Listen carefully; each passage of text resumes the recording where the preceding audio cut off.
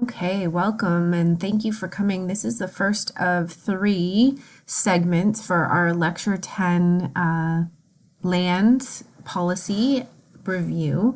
So I'm going to be making these recordings. Please be patient. So rather than having to make every recording perfect, I may in some spots stumbles, but if you're patient with me, consider this like the lecture that we're working through together and trying to review some of the policies on each of these last two topics. So as I said, for this particular land topic, there will be three different recordings. The lecture slides will also be included as separate documents, so you can also be incorporating some lecture notes in there. And the recordings are intended to help support you in the review of the slides, as well as looking at the examples of legislation or policy, and that will support you in completion of any related assignments or test questions.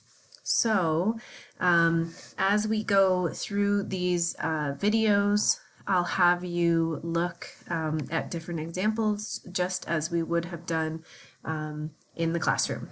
So I'm going to start. I wanted to give some interesting components when we think about land, and one of the interests that came from folks at the beginning of the semester was looking at how we address light pollution. And so as you look at these slides, I wanted to show you in Ontario how we manage light pollution and some other case study examples around multiple nations. So when you think about light pollution, some of the impacts of light pollution from a human perspective, we know that it can disrupt people's natural sleep cycles.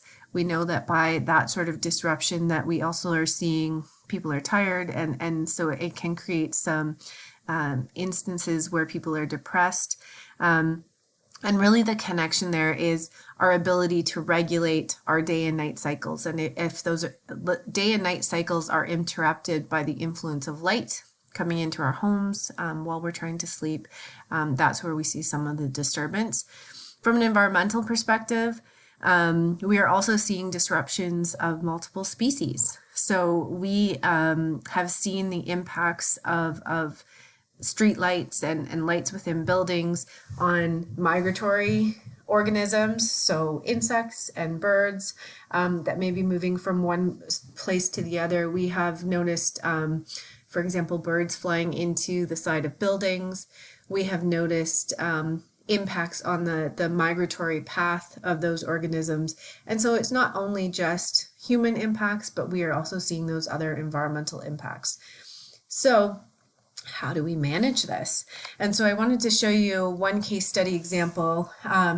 The topic that we're going to talk about today is looking at land and land management. And in Canada and Ontario, when we think about our ability to manage light pollution, we're actually doing it through some of the land-based management policies that we have. And so this is an example from the city of Richmond Hill in Ontario, and municipalities are able to use their bylaws in order to do some of these management activities. And so the example you're seeing on this slide, slide 4, is that for City of Richmond Hill, through their municipal bylaw systems, they are creating some criteria like shielding around lights. And so if you look at the image, you can see that there are requirements for ensuring that light isn't directed upwards, all right, that we're using it so that we have useful light on our built areas, looking about potential for glare zone and interruption into individuals' houses, and also the potential for that to be reflected or illuminated back up into our upper atmosphere, which can have some environmental impacts on those migratory species. Other components beyond just the infrastructure of structural components of those, in this case streetlights, is looking at some of the maximum hours of operation or amount of light that can actually be used. And so we can create some very specific criteria through our policies that help to direct the various communities and the types of lighting they are creating for their surfaces. So I wanted to show you another example, and this one is actually from the Fort Lauderdale in Florida. And so similar strategies that they are doing for managing light pollution. In this case, they are also incorporating some of those concerns with the natural ecology. And so if you've ever been to Florida, there are signs posted all over the place about turtle nesting. And so some of the, so they call their bylaws ordinance.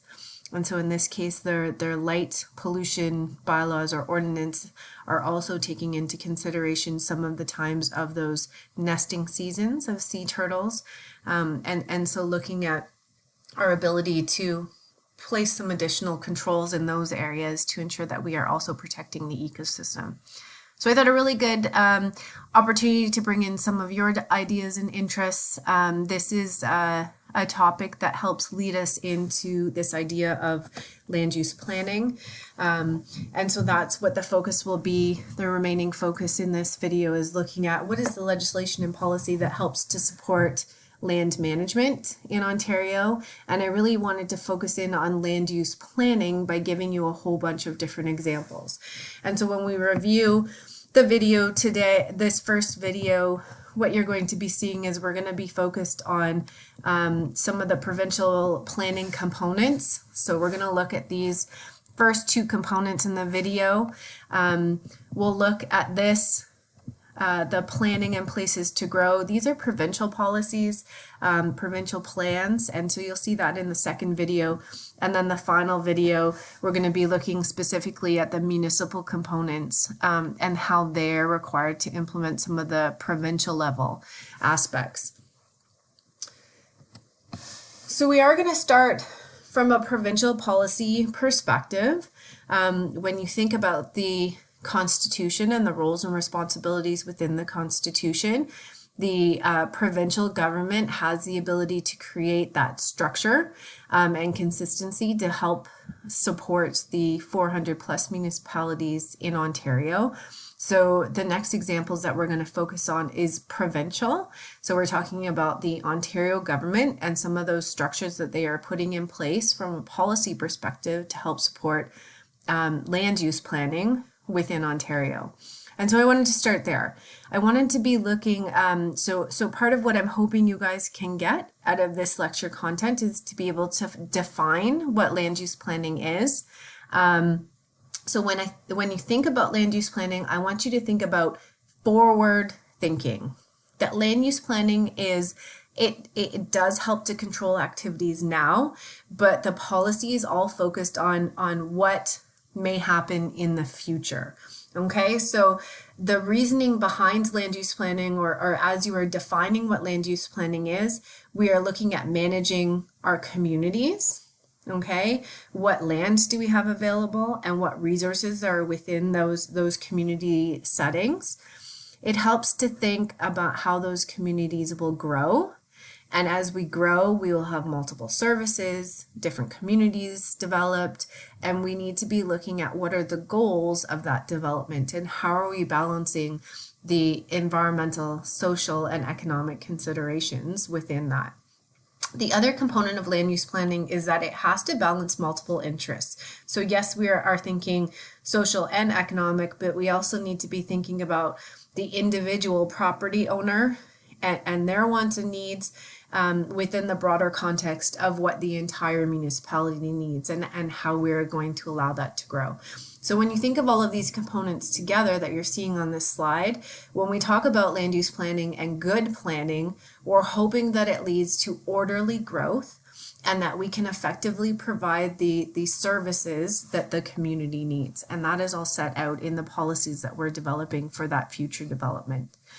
Okay, so when you think about why and how we are planning, again, the focus is on we are addressing future activities, future development, and how that development will look, that we are balancing industries, we're balancing the subdivisions and where people are living, and we're looking at the types of services that they may need to have. So when you think about what goes into that, when we're talking about land use planning and the components that we have to take into consideration, think about, number one, we need to be looking at our population.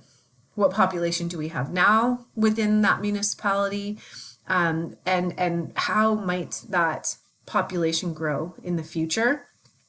We can be looking based on the geographical perspective of those communities, that we need to be thinking about the ways in which it grows and how different activities are going to be happening. And if we're doing some smart planning, we ensure that multiple services are available, and that multiple activities can be happening within those individual communities. So we have schools and places to shop, and all of those components.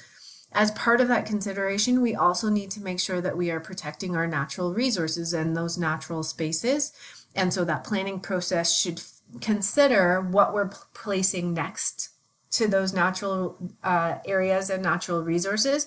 We want our communities to be able to access natural spaces. We don't want our industries to be impacting the health or quality of those natural resources. The last bullet you see on this slide is looking at services. And so this can be connected to some of the infrastructure needs that we have. And so if we're doing smart planning, we can be thinking about how we continue to grow our communities while adequately servicing those communities. And so that can mean electricity, it can mean natural gas, so heating and lighting and all of those components, water servicing, wastewater servicing, in order to be protective of our communities and provide them with the essentials that they need in order to properly function. And so what you're seeing on the screen, I have included some infographics from the Ministry of Municipal Affairs and Housing. And the next one is just providing you with a bit of an overview of some of those municipal infrastructure considerations that the province is through our provincial planning process, getting municipalities to think about the types of servicing that they need and to be planning ahead for the types of financial investments that they have to be doing, and thinking about some of the servicing that may be requiring. So it's not just putting it in, but there are long-term maintenance costs and activities that are needed as part of that as well. Okay, so when we're thinking about land use planning and you're looking at it at that local scale, we can be thinking about that the images that you're seeing on this map are ultimately what we're trying to get down to. So this is at a municipal level, but think that municipalities all across the province of Ontario have something similar. This is for the city of Barrie. The different colors that you're seeing on this graphic are showing the different land uses that we have within this part of Barrie. So when you're looking at the purple, we're looking at some industrial areas. Any of the light green areas are open spaces. Yellow is residential. So all of the different colors, when you look at the legend, have different meanings. And you can see that has been some considerations about how we ensure continuous tracts of green spaces and how we're pairing land uses that may be adjoining or abutting one another to ensure that we have appropriate interactions and minimize the potential for impact between those abutting land uses. Okay, so within this particular week, we're going to be exploring both provincial and local scale planning. This first set of screencasts is going to be giving you that provincial scale planning perspective. Okay, so that's where the remainder of these slides will focus. Let's look at the provincial scale. And again, it's all about the consistency that from a Government of Ontario perspective that they can be providing to municipalities in order to support local planning of resources at that scale. So this is a bit of a screen, it's organizing how that land use planning process happens and the different policies that come into play. So when you look at these first two components, okay, so we're looking at the Planning Act and provincial policy statements. These are provincial level policies. So we have legislation, and so provincial policy statements are some guidance that is provided to the municipalities. In the second set of recordings, I will then look into the provincial plans and some of the guidance that is provided there. And then finally, when we're looking at these first three components, this is the overarching framework that we are creating for municipalities, and that municipalities are then looking to incorporate that and ensure that they are consistent with that provincial direction. And the tool that they are doing that through is their official plans, and they are able to implement that through their bylaws. So I encourage you, as you're listening to these recordings, that if you've missed something, or maybe I've gone a little bit too fast, pause the recording and go back and you can review it. So that's a great opportunity, some additional ability to be able to review some of the lecture content. So I did want to focus, we're going to start in with the Planning Act. When you look at the Planning Act, again, think provincial legislation. So this is all across the province of Ontario. And the idea with legislation is it's setting up the overall framework for how we intend to implement. So we are going to open up the Planning Act in a minute. I wanted to give you an overview of the intention. So when you think about the overall purpose of the Planning Act, what are we trying to achieve with that overall structure? So first and foremost, and look at the language here, is that we are taking into consideration both economic and environmental considerations. And the idea behind the Planning Act is that we do a balance between that. We want to have sustainable economic development throughout the entire province, but we also want to ensure that we are doing that, keeping in mind that we need a healthy environment. The Planning Act is creating that provincial level structure, okay, and so we can create some consistency within the municipalities by developing this legislation that helps to support that local land use planning system. We are going to look at this idea of provincial interests.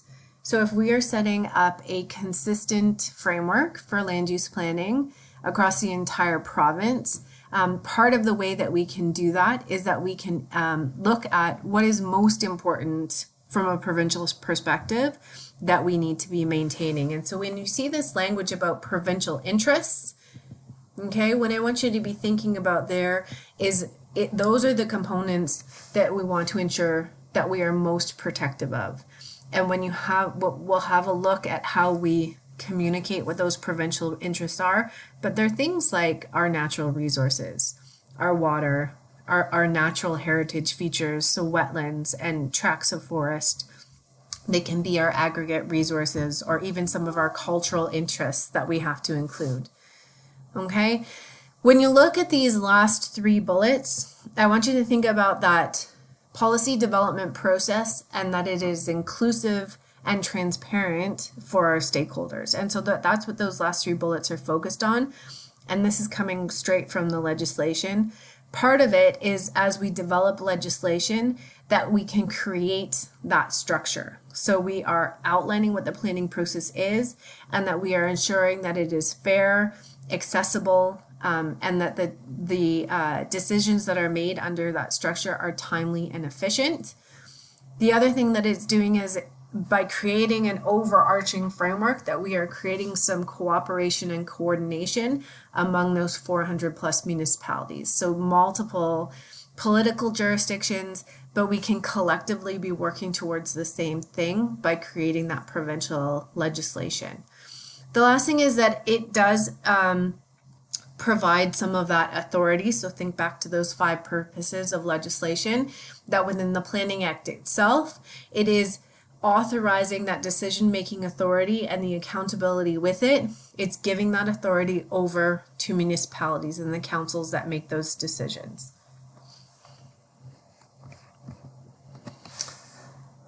Okay, so when we create that structure, what you will see is that through that, we are asking municipal governments to be consistent with some of so we're calling them provincial policy statements, and those help us to focus on the provincial interests that I spoke about in the last slide. So when we see that language, that be consistent with, think that those provincial policy statements are creating some minimum standards. Okay, so we want to ensure that our municipalities are meeting or exceeding those minimum standards, and that's what that language centers around. And it's relatively common language when you're looking at a land use planning system. The other common terminology we see is that municipalities need to conform to, or at least not conflict with, some of the additional planning guidelines. And so we're going to, the second video is going to be looking at provincial plans, and the legislation sets up that there is a requirement again for that minimum standard. So we have to be meeting the expectations of these provincial planning documents, or at least ensuring that we are not having a negative impact if municipalities are going in another direction. And so when we're going to be looking at specific examples within the Planning Act, and the idea of the legislation, it's helping to create, and I've said this a couple times, so I'm hoping it hits home, but that we're creating that consistency. Municipalities are using official plans and zoning bylaws in order to regulate what sorts of land uses happen within their political jurisdictions. And so the Planning Act helps to create the structure for those official plans and what can occur within the zoning bylaws. All right. It is also ensuring that municipalities have incorporated those rights of the public. Okay, so it's giving them the ability to have that notification. In this case, it's looking at what are some of the new proposals for how development will happen and what sort of planning considerations municipalities have. It gives the public the ability to come to a municipal council. So think about the steps within municipal approval process that we talked about at the beginning of the semester. It gives the public the ability to attend those sessions, and it also gives them the rights to appeal through some of those tribunals that we discussed. Okay, so that appeals for decision can be directed to a specific municipal focused tribunal that helps to support that third party consideration where we have disputes on next steps. So at this time, I'm going to ask you to access your internet, and I want us to go in and have a look at the Planning Act. Okay, so within this activity, I want to remind you, so where do we go where we can actually access the Planning Act? And I'll give you a minute to think about that. Okay, so hopefully you guys all remember that the way that we access the Planning Act is through the Ontario Laws website, and so you should see it come up here. So remember, it's www.ontario.ca/laws. When you come into, so this is the eLaws website, we can be finding the Planning Act, so you can either search for it or you can click on the P's, alphabetical order, and we can be scrolling down in order to find the Planning Act. Okay, so when we're looking at the Planning Act, you can be using your internet as I continue to go through the slides. I think this is a good opportunity that you can be having hopefully a split screen, or if you have access to a double screen, even better. But certainly pause if you need to in the video, and you can be looking at the legislation and then flipping back to the video and the slides in order to answer some of the questions that are incorporated here. So the first section that we're going to look at in the Planning Act, I want you to take a minute and have a review of Section 16, and we're going to specifically look at subsections 1 and 2, and remember the subsections are in brackets. I want you to have a look at what is the meaning, and summarize in your own words, of these two sections.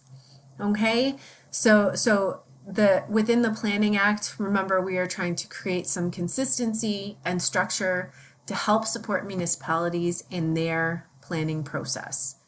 Okay? As you review those two sections, I also want you to look at the language within those sections, and I want you to be thinking about what is the key difference between those two sections. So I'd ask you to pause your video for a second. I want you to go into the legislation and have a look at section 16, subsections 1 and 2. And then we can come back in once you've had a chance to do that, and you can review the next slides. Great, so now you've had an opportunity to look at the legislation. I'm going to show you on the screen in the video those two sections.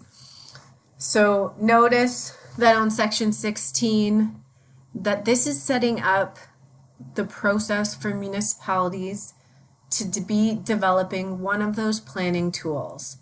Okay, so municipalities have two available planning tools.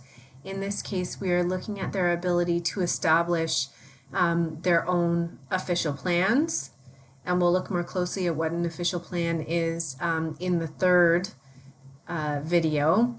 In general, official plan, think of that as the local planning document. Okay, so each municipality, for example, City of Barrie, has an official plan that is able to lay out the components of what their planning process will be and some of the provincial interests that they are going to be protective of. So when you look at that section within the provincial legislation, I want you to see that what this is doing is helping to set up the content of what those official plans need to be including. Okay, and so subsection 1 and 2, the language within them is slightly different. And so we'll go back to the first lines in a minute.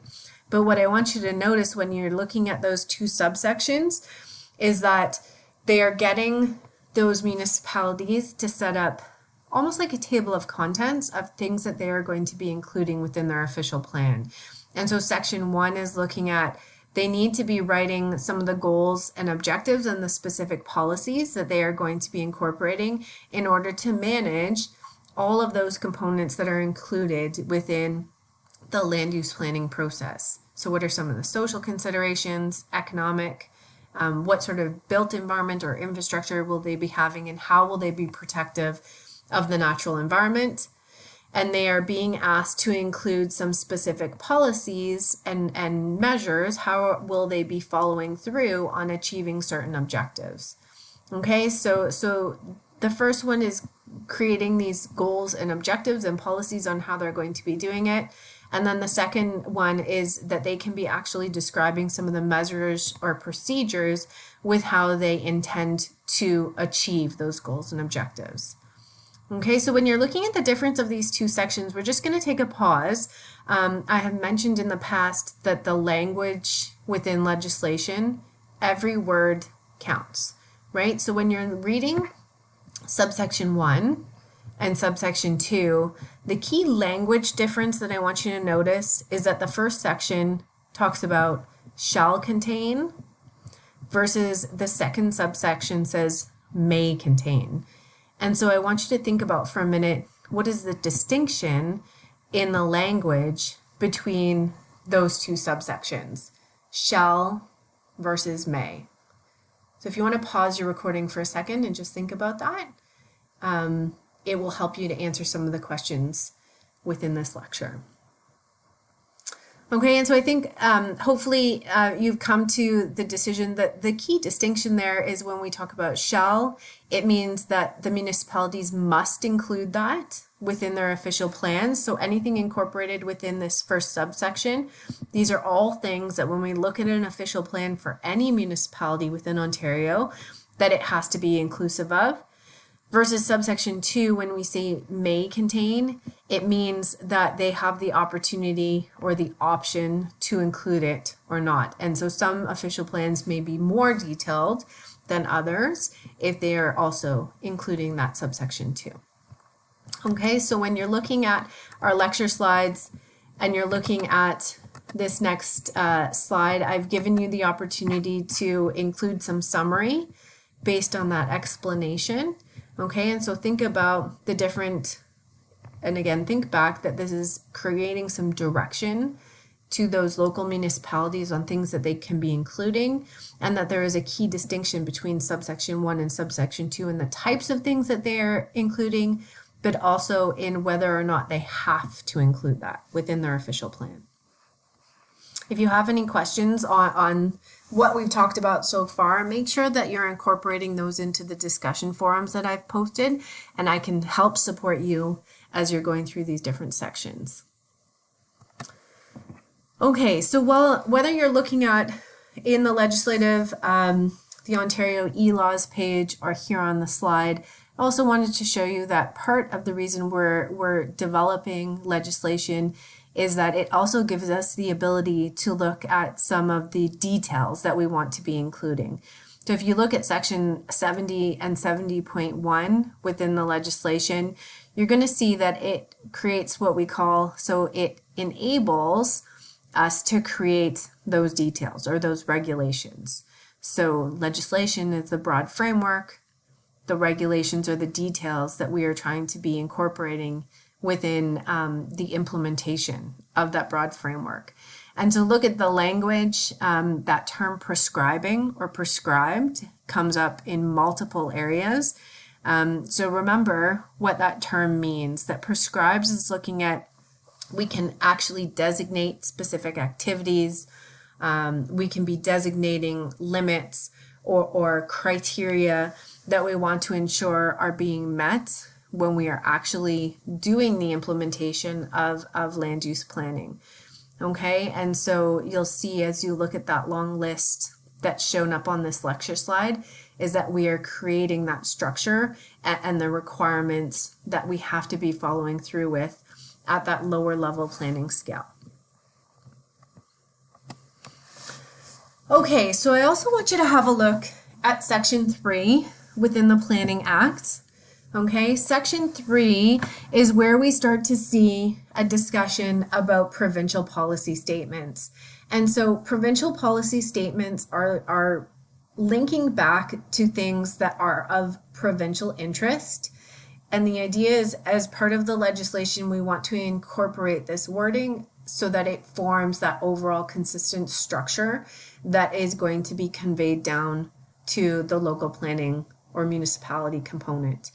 Okay, so when you look at the Planning Act and Section 3, you will see that it gives direction for the entire province on what those provincial interests might be and how they relate to land use planning and the development that may happen.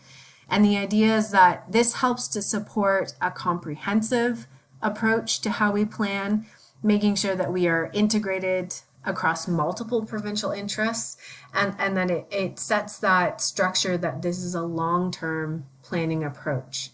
All right, the other thing is that it recognizes that there are linkages between all of these activities. And so as we look at those provincial policy statements and the provincial interests that are incorporated in there, that we understand that there is, while we may be speaking about them individually, that there are certainly connections between all of those. Okay, and so when you look at provincial policy statements, you'll see that we are focused on, when we talk about provincial interests, these are key features or resources or areas that we are concerned about and want to make sure that we are protective of across the entire province, and that we are able to effectively communicate those down at the municipal level to ensure that those multiple municipalities are consistent in the way that they are planning for those provincial interests or natural features.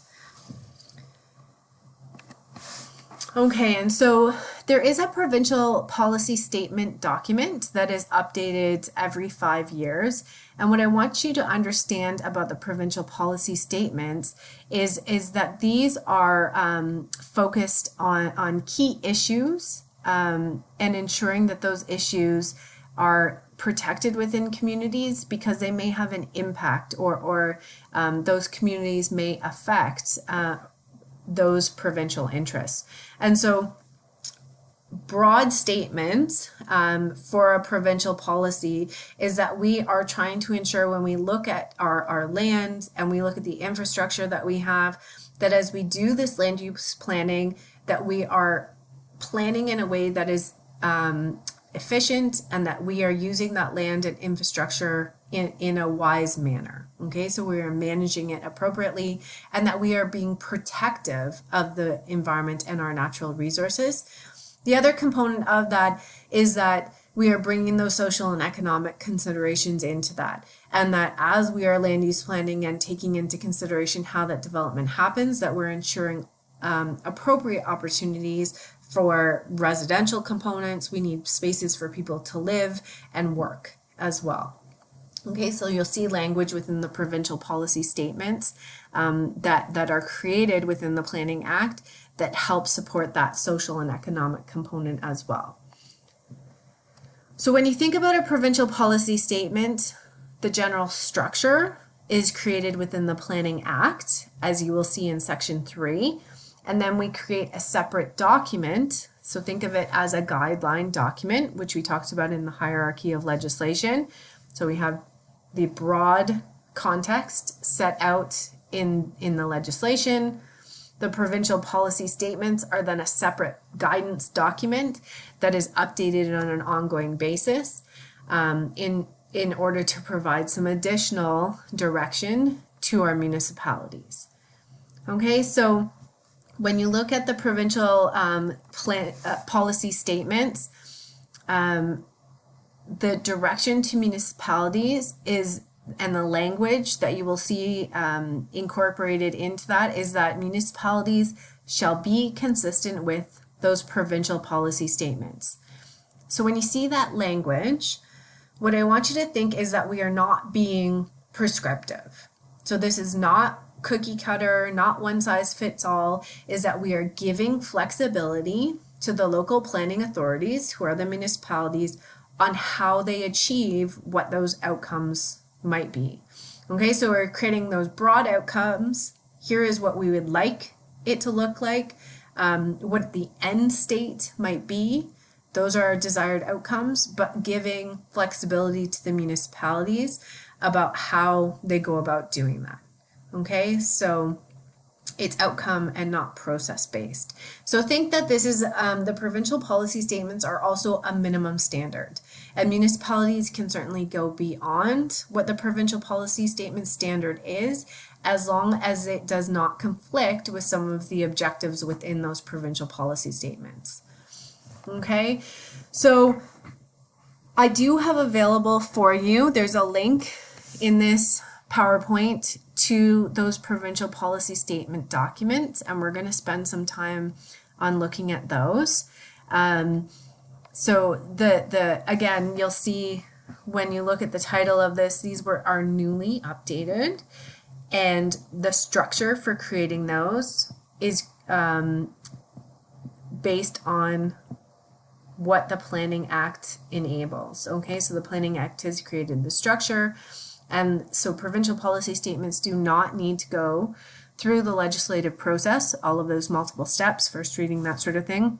They are a guideline document that, so it's Ministry of Municipal Affairs and Housing who is able to then, through consultation, update this document every 5 years or so.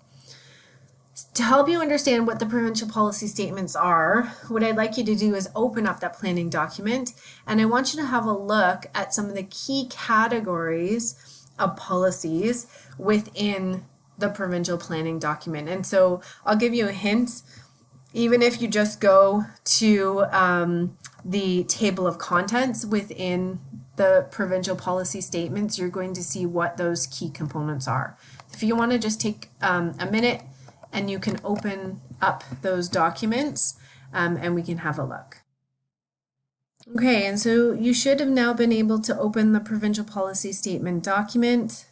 Okay, so you should have opened the PDF document, and I asked you to go in, have a look at the table of contents, and you can see that it gives an overview of the key things that we are looking at in terms of the direction that we are providing to the municipalities. Okay, and so I just want to briefly go over each of these so you have a better understanding of the types of things that municipalities are being asked to include. Okay, so there are 4 key components that municipalities are asked to take into consideration. So the first one is looking at strong and healthy communities. And when you look at some of the components in there, look at the collection of that balance of economics. So you're going to see employment considerations. They're talking about housing, but also balancing it with things like public spaces and open trails. All right, so when we think about that first section and some of the direction that we're giving to municipalities through the provincial policy statements is to look at what does development look like, and how can we ensure that we are balancing all of the needs of your community. Okay, and so that's really what that first section is looking at, is looking at some direction on how we achieve that overall balance. The second section is looking at our resources. Okay, and so we'll have a closer look at the water one, but you can have a look at all of the different components, and I want you to see the variety of resources or the mix of resources that we're talking about here. So natural heritage, think of natural heritage as forests and tracts of forests. It can be wetlands, but these are things that can help support our ecosystems and that they are providing services to us. So clean air, clean water, water filtration, water regulation, all of those components.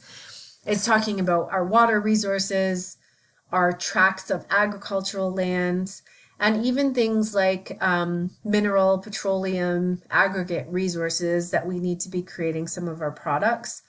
Have a look at that last one, 2.6, is that we're looking at some of our cultural heritage and archaeological components.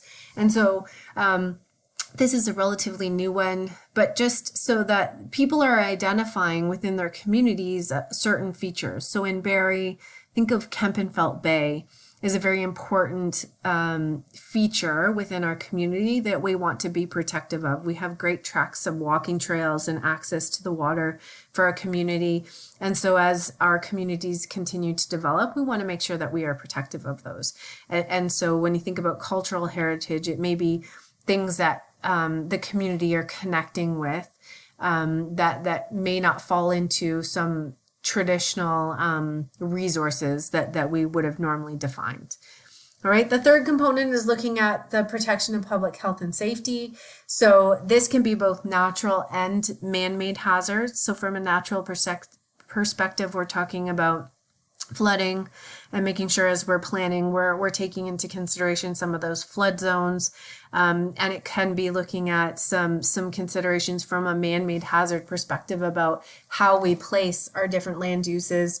So we don't want a vulnerable community, so residential or our schools placed right next to a industrial chemical manufacturing plant. And so it's looking at smart development and some guidance on how we go about that. The last component is implementation and interpretation. And one of the key things that I want you to remember from this section is that we're looking at support and providing some additional communication on how municipalities who may be adjacent to one another or may be trying to protect multiple features that cross political boundaries can do that together. So that implementation and interpretation section is giving some directions to those municipalities on how they might be able to do that. Okay, and so that can be inclusive of, think we have the Oak Ridges Moraine or the Niagara Escarpment. So some significant tracts of forest and aquifers that run through there that are crossing multiple municipalities, and the province can provide some overall guidance to those multiple municipalities on how we ensure consistent protection of those resources. The other component that often shows up in those components is also climate change and some of the things that we can be incorporating from a climate change perspective. Okay, so we will be looking at the provincial policy statements and some of the components that we have there it in the municipal planning side of things as well, and looking at the connection between this larger guidance document from a provincial perspective and how that may be incorporated at the municipal level. You have opportunity within the slides to be incorporating a brief description on what those 4 categories within the provincial policy statement document are about. So hopefully you can pause the video and you are able to then go back and have a look at those sections and listen to some of my description there. Okay, and so I just wanted to show you an example, and you can go into the documents, the provincial policy statement document as well, but I wanted to show you, this is an example of what a provincial policy statement might be. So again, remember, it's creating a minimum standard, and the idea is that we're not trying to be prescriptive to the municipalities on how we're achieving that. They can achieve it based on flexibility and need within their own municipal jurisdictions, but we're outlining some of those key provincial interests and some of the overall outcomes of what we're hoping to achieve. And so have a look at the language here. Okay, so we're looking at protecting, improving, and restoring quality and quantity of water, and that when you look at the italicized components, you can see some of those provincial interests or how we're hoping the outcome-based components will be. So we want to do it at a watershed scale and make sure we're looking across multiple watersheds. We want to think about minimizing negative impacts on our quality and quantity of water, and that we are documenting things like groundwater features and the functions that they provide, or some of our natural heritage features and the importance of those. Okay, and so we're going to use this particular screenshot of the water provincial policy statement. And when we look at from a local planning perspective, I'll show you how the City of Barrie has made some connections between the provincial policy statement seen here and how they're achieving that with flexibility at the local planning level. So thank you for listening to this first segment. If you have questions, please ensure that you are posting those within the discussion board. And don't forget that there are 2 other videos in order to explain the provincial planning documents and then looking at how municipalities are incorporating this at the local scale.